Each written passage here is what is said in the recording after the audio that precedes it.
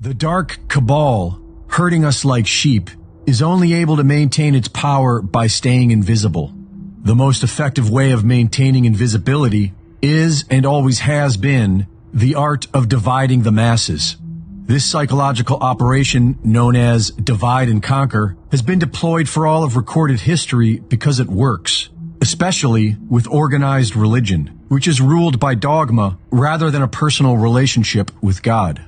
Dogma is a belief doctrine dictated by a church, and if you are born into a dogmatic family, then you are raised to believe their dogma. As a result, you will see all conflicting religious dogma as evil. You will be divided and conquered.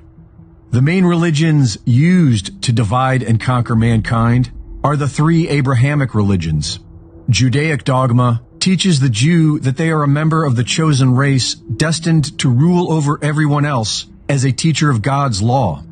Islamic dogma teaches that all of mankind must somehow submit to Islam. And while there are reportedly 40,000 different denominations of Christianity, most Christian dogma teaches that Christians will live in paradise for eternity while everyone else burns in hell. Many people raised in these religions have been able to personally connect with God and liberate themselves from the device of dogma. But many others are stuck in group mind think. They conflate Holy Scripture and a priest class with God and put their faith in a doctrine written by man. It has become the most powerful form of mind control, and so whoever controls the Holy Land controls the world. In Revelation 2:9 of the King James Bible, it warns of the blasphemy of them which say they are Jews and are not, but are the synagogue of Satan. We are beginning to see this today with the Zionists, who say they are Jews and are not. With the help of the United Nations, the British Crown, the Vatican, the Nazis, and the Rothschild banking dynasty, the land formerly known as Palestine was conquered with bloodshed, lies, and bureaucracy. The Zionists, who claim to be secular, declared the land to be Israel, home of the Jews, and successfully thrust the once thriving Middle East back into the Middle Ages.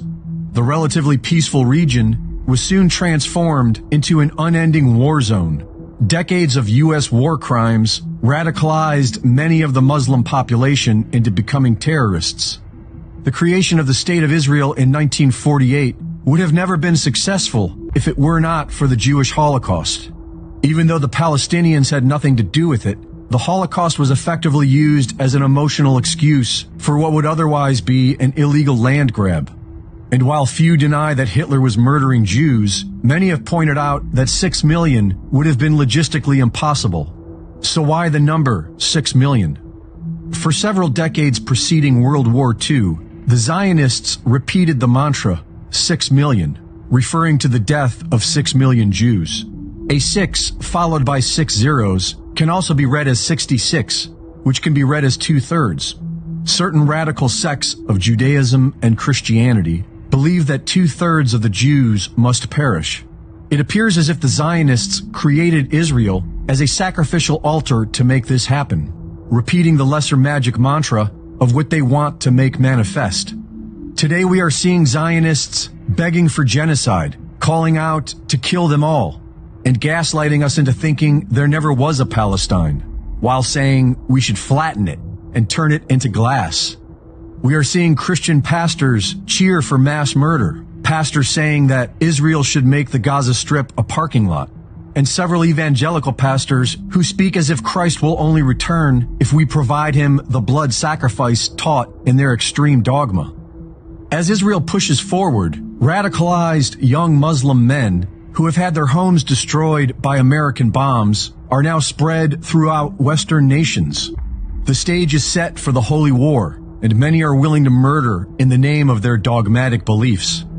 Extremists of all three religions are being used by the hidden hand to foment this war, while the Catholic Church has been making preparations for a one-world religion solution. Divided, we will be conquered, but united, we could learn to live as one, in peace.